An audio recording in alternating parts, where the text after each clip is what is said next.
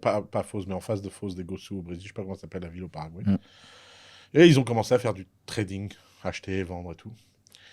Et mon frère a réussi à convaincre Mais Sharp. là, il parle pour rien, il parle pas espagnol, il parle pas. Il avait appris l'espagnol Ah oui, à avec l'époque, Mercedes, ouais, mais avec ça. son pote va apprendre l'espagnol sur place. Ok. Et puis là va commencer son aventure paraguayenne.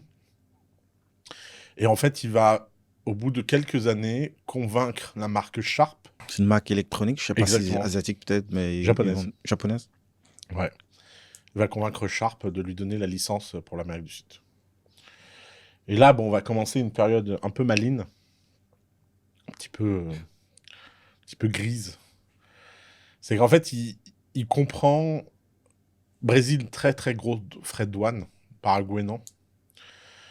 Mais la frontière entre le Brésil et le Paraguay, elle est un peu poreuse. Et donc, ils achètent au Paraguay, font rentrer au Brésil. Et grosso modo, un produit Sharp que tu achètes 100 au Paraguay, il coûte 200 au Brésil, à cause de 100% de frais de douane. Donc, eux, ils le vendent 150. Mhm. Parce qu'ils le font passer en contrebande. Et il va commencer comme ça à vendre Sharp. Et là, en fait, Sharp va pas comprendre. Parce que Sharp, pour eux, c'est les chiffres du Paraguay qui montent. Mhm. C'est pas les chiffres Du Brésil. du Brésil. Et lui, évidemment, il leur dit pas qu'ils vont au Brésil parce que c'est interdit. Ouais. Donc eux, ils pensent qu'ils vendent au Paraguay, quoi. Et donc, ils viennent le voir et lui disent bah, on veut racheter ta boîte, quoi. C'est trop bien, ce pays, c'est incroyable. On a des chiffres hors du commun, quoi. Et mon frère leur dit ouais, bon, c'est un peu embarrassant, là, parce qu'en fait, s'ils vont me racheter, vous n'allez pas avoir les mêmes chiffres.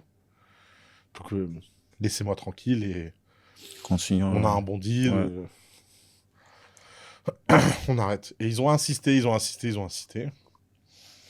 Bon, mon frère leur dit, ok, très bien, rachetez la boîte, quoi. Et donc, ils ont racheté la boîte. Et là, mon frère a fait une jolie somme d'argent.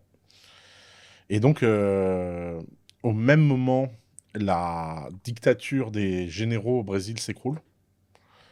Et un jour, il est chez lui. C'est le bordel à la frontière. Il voit à la télé que la dictature s'effondre, il y a des émeutes dans la rue et tout. Mhm. Il chope son pote et il dit, viens, on y va. Et ils vont dans la rue, ils traversent la frontière et rentrent au Brésil, à pied. Et là commence le chapitre brésilien. Et donc il s'installe au Brésil de l'autre côté de la frontière Mhm. paraguayenne, il continue son même business en fait, import-export, sauf que maintenant il est de l'autre côté. Il est plus en concurrence avec. Ouais. Et à ce moment-là, il va commencer à se régulariser, faire ses papiers au Brésil et tout. Et il va commencer à devenir ami avec des politiciens. Ah, il est devenu brésilien? Ouais, il est devenu brésilien. Ah, Ouais. ok. Ok. Je te fais en accéléré, quoi. Ouais. Et là, en fait, au Brésil, bah, il va commencer à, à créer des boîtes. Et puis, il va créer une boîte de télécom sur une idée toute conne, qui est le callback. Alors, je sais pas si t'as quel âge, toi? 32. Ouais, t'es à la limite. Mais t'as pas connu l'époque où pour appeler au bled, t'achetais une carte Une carte, prépayée. ouais. Joker, je me rappelle même de Ouais, la et marque. tu composais un numéro, tu raccrochais, Et t'avais et ça le. te rappelait. Ouais. T'avais un callback. Ouais. Bah, il a lancé le premier business de ça au Brésil. Cartonné. Fnet Communication. Et il a ouvert 17 pays. Dans toute l'Amérique du Sud. Il a ouvert une Incroyable, ça. méga grosse compagnie. Il avait aucune idée de comment ça fonctionnait techniquement. Juste, il Non, avait. il avait un très très bon CTO, un Français, qui s'appelait Ah. Patrick, Hmm. qui était le génie technique, qui Mhm. avait inventé des systèmes incroyables. Et voilà, ils étaient associés ensemble. Mhm. Bon, comme toute bonne association, ils ont fini par se foutre sur la gueule. Logique. Logique. L'argent, Ouais. les trucs. Sinon, c'est pas fun. Mais bon, il s'en est sorti, il a vécu comme ça. Et là, en fait, il est devenu très proche de l'équipe Lula. Ça, c'est avant que il devienne Ouais, puis quand Lula est devenu président, ils étaient président. proches aussi. Mhm. Et là, quand Lula est tombé, je sais pas si tu as suivi un peu, tu sais, Lula avait Ouais, été il mis a en même un prison. peu fait de la prison.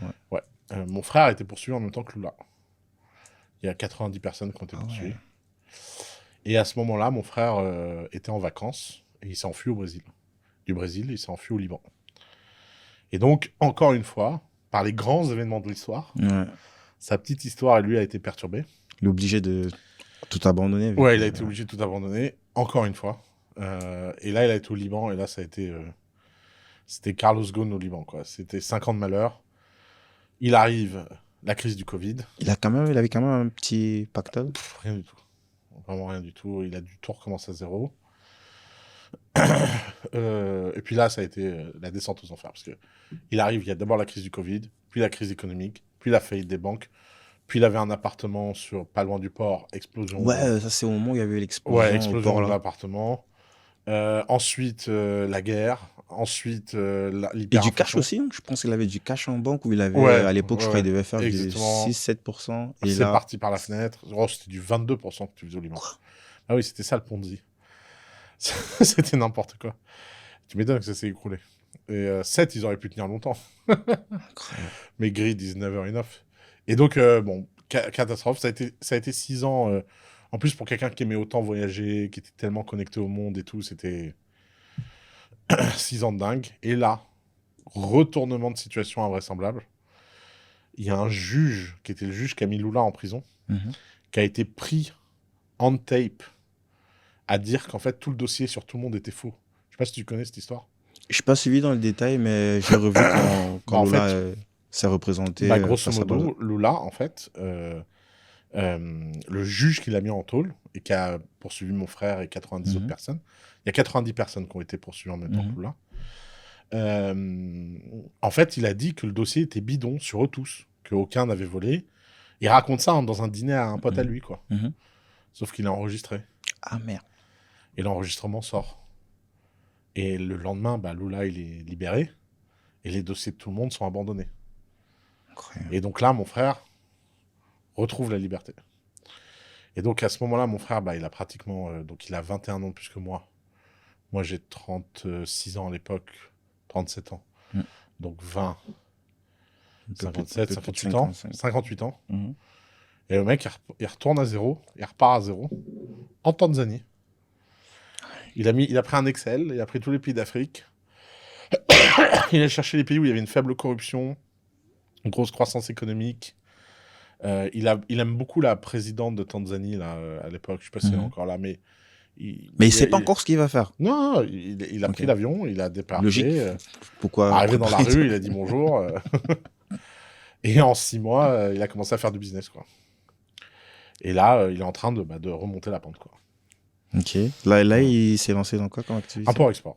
Import-export. Il a commencé par la voiture, après il a arrêté parce que c'était un peu chiant. Après là, il a fait des conteneurs d'agriculture du Brésil. Mhm. Ce qu'il sait faire. Il achète pas cher, il vend plus cher. Il a une famille. Enfin, comment Ouais, est-ce qu'il il a il doit 3 enfants. convaincre des gens quand il dit maintenant on va en Tanzanie? Non, mon frère. Non, mais de toute façon, sa famille il leur a dit, il y a un moment, si je reste au Liban, on va tous mourir. Enfin, tu vois. Ouais. Non, il est libre de ça. C'est incroyable. C'est un Ouais. même. C'est Ouais, incroyable que ça existe ce genre de personnes. sacrée histoire, hein. Ouais, on devrait faire un film sur lui un jour. Et alors après, si tu commences à rentrer dans les anecdotes, il a des centaines d'anecdotes. Il a participé à des G20, il a été membre de la délégation brésilienne, il a négocié des contrats stratégiques avec des pays. Il a fait vraiment, vraiment beaucoup de choses. Ouais. Et donc, parce qu'il a quand même eu plein de phases où il était au Au top, ouais. top. Et la descente, est-ce que des fois, tu as des souvenirs comme ça de son état d'esprit? Est-ce qu'il était, ouais, ça peut arriver, ou il était Écoute, vraiment dans la merde, il était psychologiquement, comment est-ce que... toutes celles d'avant, il était très fort. Mhm.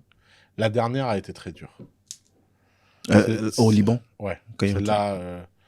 Celle-là, je me suis inquiété pour lui. Mhm. Je me suis dit, là, la santé mentale est au bord de l'implosion. Mais il a tenu. Bizarrement, Ouais. juste avec un peu de temps et tout. C'est la première fois que je l'ai entendu se plaindre de sa vie, Mhm. ce qui était très bizarre. Mais bon, c'est normal. Hein. Je veux dire, il y a un moment, c'est trop. Ouais. Mais il s'est bien remis. Après, ma mère, c'est une guerrière de résilience. Mon frère a chopé ça, j'ai chopé Mhm. ça. C'est un peu à double tranchant parce qu'en fait, on est tellement, tellement, tellement habitué à la douleur qu'on est prêt à prendre des risques inconsidérés. Mhm. Et surtout, on n'est pas très fort en prévention. Si tu veux, mon frère, c'est pas un mec qui a set-up des assets, des comptes cachés, mis de l'argent de côté. Tu vois, Mhm. il a jamais